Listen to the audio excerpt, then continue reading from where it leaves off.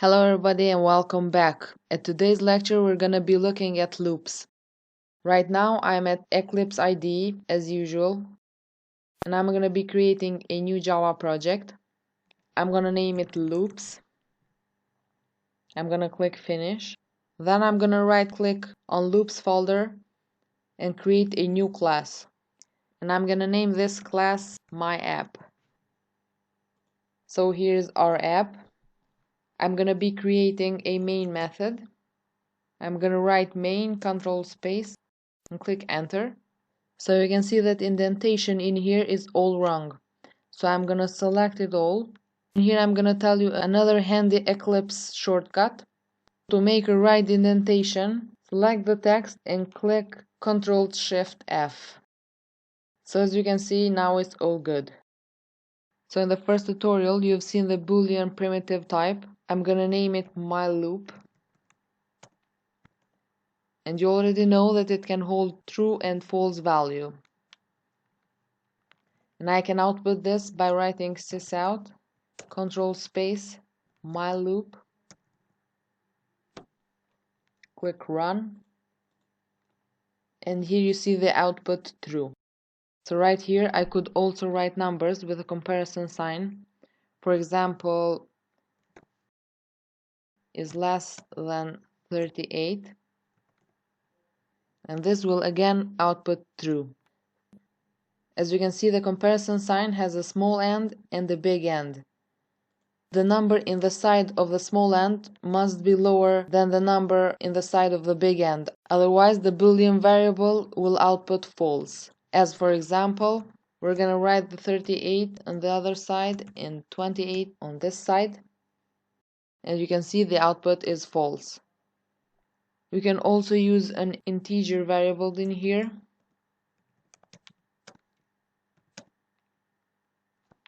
So I'm gonna compare our new variable with 28. I'm gonna write here number, and this will also output true, because as you can see, number 23 is less than 28. So we can use a Boolean type to create and control a loop. So right here I'm gonna write while, and within parentheses I need a condition, and the loop will run while the condition will return true. So here I'm gonna say number is less than 34. Then I'm gonna open the curly braces, and I can put some more code within these curly braces. So I'm gonna type sysout, control space, and I'm gonna put some rundown text in here. And as you can see here, the variable number 23 is lower than 34, and the loop will return true. We don't need this Boolean variable anymore, so I'm gonna delete it. But for how long this condition will remain true? Of course, 23 will always be lower than 34. So if we run this, we're gonna end up with an infinite loop. So the loop will never terminate. So what we could do instead is add some more text to tell the loop when to stop.